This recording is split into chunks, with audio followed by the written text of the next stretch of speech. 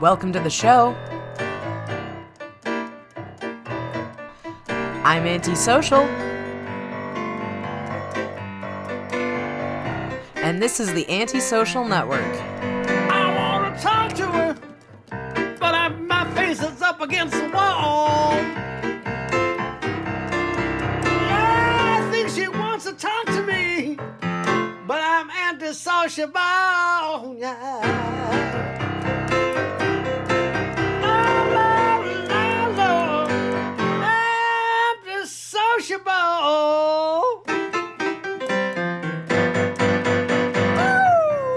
This week, I discuss the suggested $15 federal minimum wage, the death of the middle class, and how I believe people should not have to pay money just to stay alive. Stay tuned!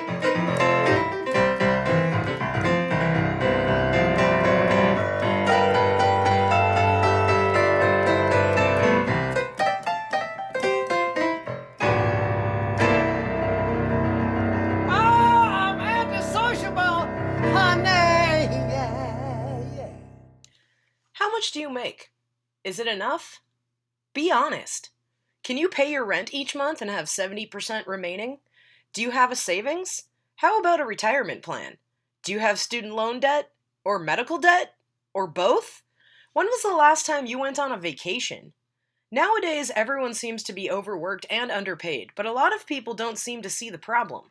Because most people have worked their whole life, they can't conceive of a different way. But we don't work 40-plus hour work weeks because we want to. Most of us do it because we have to.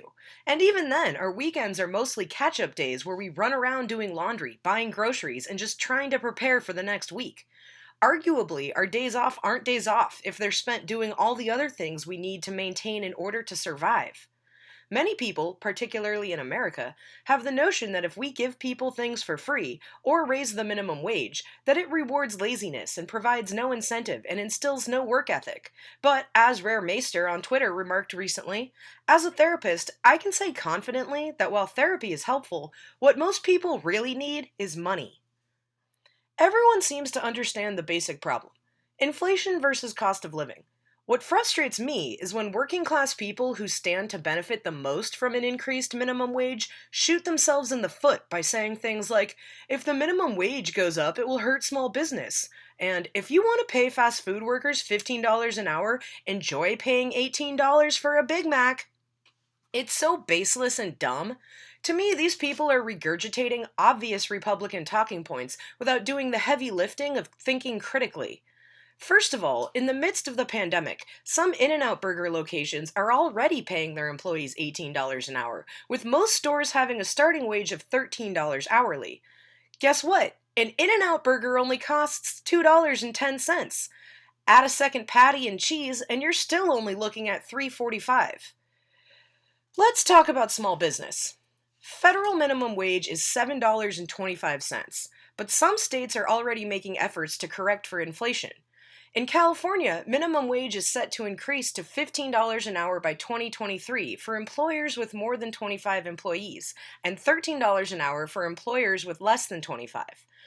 But say you own a small business in a state where you're currently paying your employees $7.25 an hour. Increasing the wage to $15 an hour is in effect nearly doubling your payroll, making the 4-year window in which you have to accomplish this seem much less achievable. For some, it would require downsizing and/or restructuring their entire business model. It is conceivable that such an increase would decimate many small businesses. But here's my argument. Who cares? Yes, individuals will be destitute and maybe become homeless, but that's capitalism, baby! That's the free market regulating itself. Trickle on down, my friend, right? I'm being facetious, but is it outrageous to suggest that if you can't pay your employees a living wage, then you shouldn't be employing people at all? The thing is, the problem is twofold. You're not wrong to be angry that raising the minimum wage could crush small businesses, but if you think the solution is not paying people an increased wage, then your anger is misdirected. It's not a small business owner's fault that inflation has increased to the point where it makes it untenable to hire employees, but it's also not the working class's burden to bear. While a lot of people understand that the main issue surrounding increasing the minimum wage is inflation versus cost of living, they don't seem to grasp who is at fault. If a small business will go out of business for paying employees a living wage, the solution is not to keep them in poverty. How is this even something some people are arguing for? It's because they're so blinded and brainwashed by capitalism. Capitalism is what fuels the lie of scarcity. We are taught and believe that there is not enough for everybody, and that if we provide enough for everybody, someone will get taken advantage of or somehow lose. It's like saying we can't forgive student loan debt because some people had to pay theirs off. One person's struggle is not in vain simply because we help others. If you're mad about an increased minimum wage because paramedics only make $27 an hour or whatever, then you should be mad that paramedics are underpaid. Everyone deserves to be able to pay their rent and not worry about going hungry. As Anti-Carpetweed said on Twitter, I have this radical idea that it should be free to survive. If you disagree with that sentiment, all I want to know is, who hurt you? If you're wondering how inflation works exactly, you're not alone. Inflation means a general increase in prices, which results in a fall in the purchasing power of money. All that means in layman's terms is that $5 can't buy you as much as it used to. A simple example of inflation is a gallon of milk which cost 36 cents in 1913, by 2013, 100 years later, cost $3.53. But it's not because demand has increased or that producing milk has become more difficult. In fact, the opposite is true. But why? According to an article on masterclass.com, this is because of the gradual decrease in the value of money due to inflation. But what the fuck does that mean? What I learned is that there's two types of inflation. One is where prices increase due to demand. For example, Apple can charge increasingly higher prices for their products because they are popular and lots of people want them. The other kind of inflation comes from lack of supplies, labor, or production. For instance, when COVID-19 suddenly put N95 masks in high demand, prices rose as manufacturers couldn't produce them fast enough. Or when fires in California made the price of air filtration systems go up due to a sudden increased demand. But how does that explain why the price of milk goes up when there hasn't been a change in the demand for milk, and in fact, it's easier and cheaper than ever to produce it? It seems like inflation makes everything go up in price over time. And why is that?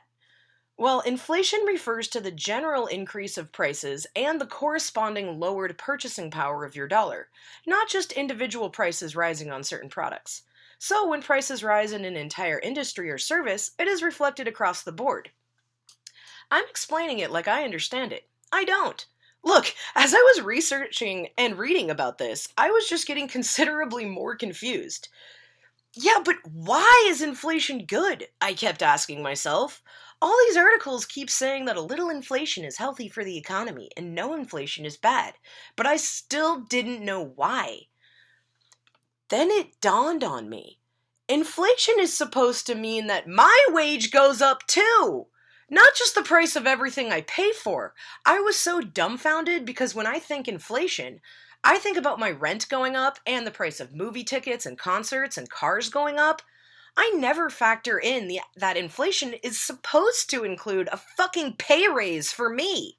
Meanwhile, while the cost of living goes up, my pay remains stagnant and my quality of life diminishes exponentially. You've heard that old Matthew McConaughey quote, right? It goes, "You know what I love about capitalism? My rent keeps going up, but I keep getting paid the same wage." Ba-dum-bum. Yeah, that's what I thought. Let's go to break.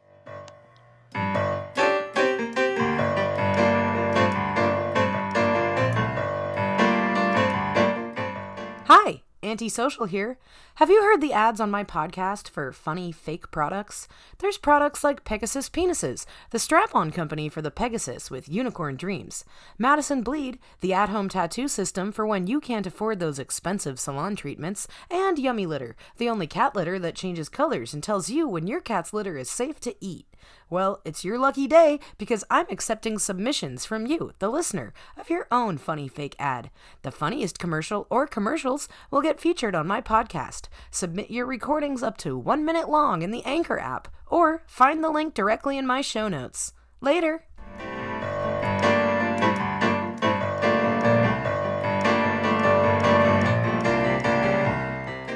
Attention, leftist lovers! If you're single and ready to mingle, but none of the current dating apps appeal to your revolutionary sensibilities, then Mittens is the perfect app for you. Created by bummed Bernie bros out of work and without a cause, this dating app is unparalleled and teeming with wokeness. Matching you with other environmentally conscious, forward thinking, and like minded comrades, Mittens will make your sustainably sourced vegan heart pitter patter.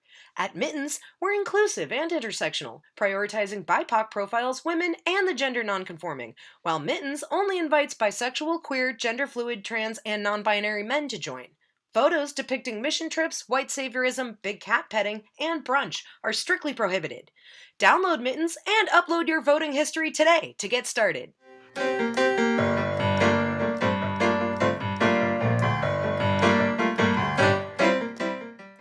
Helisesh is the early 2000s themed marijuana subscription box of your dreams.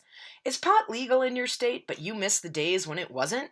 Helisesh brings the nostalgia and thrill of buying illegal pot to your door, delivered safely in a sealed, overly taxed, and totally legal way. But you don't have to know that. Your delivery man shows up in his 1989 Camry with at least one headlight or taillight out, guaranteed. Your weed will always come in something new and exciting, from a Ziploc bag to a used Chips Ahoy package. And sometimes it's just seeds and stems. Your driver then stays a while as you smoke him out with some of the weed he just sold you, because he doesn't want to raise suspicion by leaving too soon. So you watch old skateboard videos and jackass. Upgrade to our premium box for the authentic experience, complete with court dates and heavy fines. Helisesh.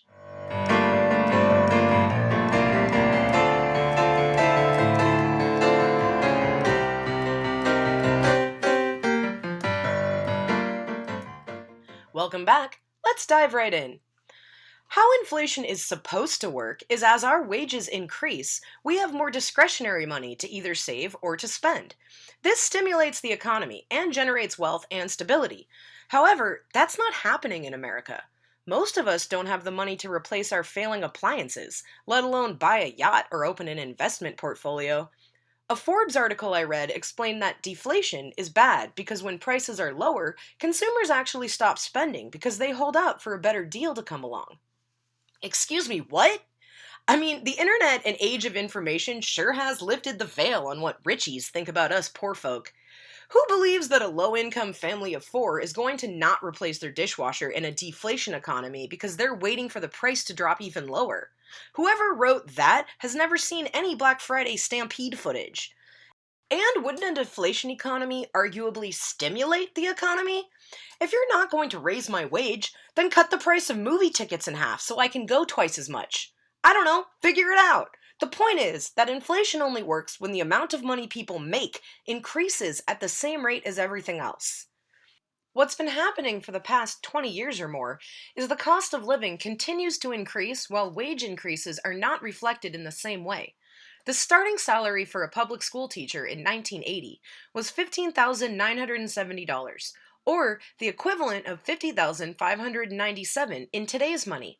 However, the average starting salary for public school teachers today is only $44,318, a $6,279 decrease. So, adjusting for inflation, teachers actually make 14% less today than they did in 1980. What's been happening in even more recent years, and has only been made worse by the pandemic, is what economists call stagflation. Stagflation, also known as recession inflation, is when an economy experiences long periods of persistent inflation, but also increasingly high unemployment numbers. The low employment numbers cause stagnation in the market, and accompanied with rising prices, or inflation, we get the word mash stagflation. In a quote, healthy economy, rising unemployment would create a lull in consumer spending, and as a result, it would slow the growth of rising prices.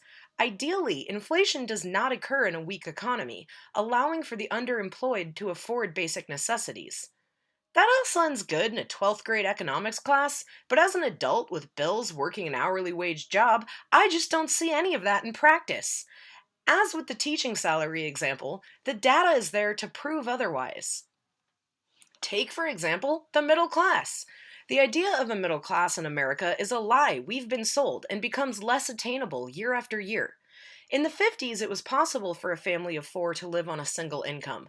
Mothers had the choice to work or to stay home. Families could vacation once a year and own 2 cars. They had a savings and a retirement plan. Now it's nearly impossible to raise a family without two incomes. Monogamy? In this economy? These days you need at least three incomes to stay afloat. While some might mistakenly believe that middle class means average, or what most comfortable people are earning, middle class actually is defined by earning between two-thirds and double of the median household income. Middle class people made up 61% of Americans in 1971 and has dropped to 49% today. Nowadays, if you have a house, two cars, a savings, and can vacation once a year, you're not middle class, you're rich. In most families, one parent couldn't afford to stay home even if they wanted to. Typical Americans live paycheck to paycheck, and according to a CNBC article from May of 2019, millions of Americans are not prepared for an unexpected $400 expense. That means a great deal of Americans are living one paycheck away from losing their car or their home. Many already live having to make decisions between groceries and dental care or an emergency car repair. Add to that the fact that almost none of us have any real job security and are treated as expendable by every boss we've ever had. They don't care if we fucking die. In fact, it's starting to seem like they kind of want us to just die already. In the years since the pandemic hit the States, I've seen homeless encampments around LA explode in size. During times like these, I remind people that suicide prevention is not just awareness. Providing houses for the unhoused, feeding the hungry, and raising the minimum wage are all forms of suicide prevention. Why can't we fix this? Why can't we just course correct and regulate growth by freezing price increases, or just give people a living wage already? Well, the minimum wage increase is being blocked by class traders. Despite a majority of Americans supporting the increase, not one Republican voted for it. And right now, Democrats can't even agree amongst themselves. These fucking assholes can't vote to increase the minimum wage to $15 an hour by 2025. That still gives businesses 4 years to figure it out, and they can't get it passed. Currently, the federal minimum wage is $7.25 an hour. That's what I started making at my first job at Round Table Pizza when I was 16 in 2001, back when the federal minimum wage was $5.15. Bear in mind, I'm from California, not West Virginia, where asshat Senator Joe Manchin is from. Joe Manchin is one of the 8 Democrats opposing a $15 minimum wage, although he does support raising it to $11 an hour, which would at least bring his state of West Virginia into the 21st century. When asked if he would yield his position and allow the increase to pass, he said, "Jesus Christ, what don't you understand about never?" I wonder when the last time Joe Manchin was hungry or faced housing insecurity. Don't forget Senator Kristen Sinema from Arizona recently made a name for herself as the new Little Miss Let Them Eat Cake when she gave a sassy thumbs down in response to the proposed minimum wage. Here's the deal though. If you work 40-hour work weeks at $15 an hour for 52 weeks a year, that's a yearly salary of $31,200 with a monthly take-home of $2,600. Average rent in the United States is around $1,078. If you follow the completely unattainable suggestion of only spending 30% of your income on rent, that means a person working a minimum wage job at $15 an hour full-time would need to find a place for $780 a month. We're fighting for a poverty-level wage, and our representatives can't even agree to it. Furthermore, most people on minimum wage are not teenagers earning a little spending money a few hours a week after school. A lot of people discount the idea of increasing the minimum wage because they have the false notion that minimum wage jobs are only fast food gigs and that they're just practice jobs for teenagers anyway. In fact, 90% of minimum wage workers are not teenagers, and the average age is 35. 59% are women, 28% have children, and 54% work full-time. In actuality, way more minimum wage workers than not are fully reliant on their income to support themselves. Additionally, essential and frontline workers make up a majority of those who would benefit from a minimum wage increase.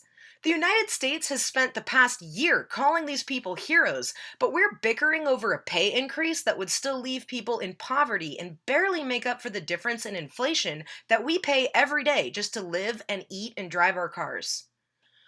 To put this in perspective, as Representative Pramila Jayapal tweeted, a worker making $7.25 an hour would have to work every single hour of every single day for 2 years and 9 months in order to make a senator's annual salary. 58 senators just voted against giving 32 million workers a raise. Recently, Bernie Sanders was on CNN speaking about this issue. He said $7.25 is a starvation wage. It has not been raised by Congress since 2007. We got millions of people in this country who are working 40 hours a week, living in poverty. Half of our people today, 50% of workers in America, are living paycheck to paycheck. They work 40 hours a week, they don't have a nickel to put into the bank for the future. So we got to address that issue of low wages and millions of people struggling after working 40 hours a week, and raising the minimum wage will be a significant step forward. Bernie explained on CNN that most Democrats are in favor of raising the minimum wage, including the support of House Majority Leader Pelosi and our tiebreaker Vice President Harris. But because 8 Democrats couldn't prioritize working-class individuals over corporate interests, millions of Americans are all screwed. It's crazy that the Democrats basically have a blank check right now with a supermajority, and they still cannot get anything passed. 67% of Americans support a $15 minimum wage. So whose interests are these officials serving by voting against the increase? Why, employers, of course. More specifically, large corporate donors who have contributed to political campaigns in order to prevent votes just like this from going through. You and I didn't give a politician $1 million during the campaign, so why should they vote for your interests? I wish I had a convenient answer to wrap this up with a bow, but unfortunately, I think it looks pretty bleak. Frustratingly, the Dems can't unify enough to get any meaningful change enacted, and I fear if they don't mobilize on some notable action, we will lose any control we currently have. An 8-year administration is not guaranteed, and frankly, we don't even have 4 years. Many seats are up for election in 2 years, and if the current administration doesn't do anything for the everyday lives of the common American, we can easily lose it all to fascism again. Say what you want about the Republican Party, but they are consistent and on brand when it comes to their messaging. No matter what the Democrats do to appeal to them, like for instance offering even less of a stimulus than Trump did, the Republicans are party loyal and unyielding and refuse to negotiate with Democrats. Meanwhile, even when we have control of the House, Senate, and presidency, supposedly the party that represents the working class can't pass a bill. It's almost as if all the liberal hatred of Trump and other Republicans over the past years has merely been identity politics and a convenient shield to blame the right while continuing to serve corporate interests and the wealthy elite. In the first 2 months of Biden's presidency, we've bombed Syria, not released kids in cages, but in fact reopened a facility to house migrant children, shot down a $15 minimum wage bill, and we still don't have our stimulus checks, which they peddled as $2,000 and can't even pass at $1,400. Democrats are just as bad as Republicans when it comes to serving the interests of the wealthy, and they're almost worse, because at least Republicans don't lie about serving the interests of the rich. What we all need to remember, on both sides, is that Iran is not our enemy. China is not our enemy. Russia is not our enemy. Our enemy is the ruling class and the wealthy elite. Until we realize we're stronger together and that there's more of us than there are of them, we will continue to be victims of their corruption and corporate greed. That's my show. I'm Antisocial, and this is the Antisocial Network. This week's episode was sponsored by Mittens and Helisesh. Shout out to the Upstream podcast, whose dank anti-capitalist memes on Instagram helped inspire this episode. If you like my show, please rate and review me on iTunes, follow me on Instagram at the Antisocial Network, catch me on the app Stereo, and subscribe to my Patreon for bonus content twice a month. And don't forget, if you want to write and record your own funny fake ad that might be played in an upcoming episode, submit your commercial up to 1 minute long in the Anchor app, or find the link in my show notes. See you next Wednesday. Later! But I'm antisociable, yeah.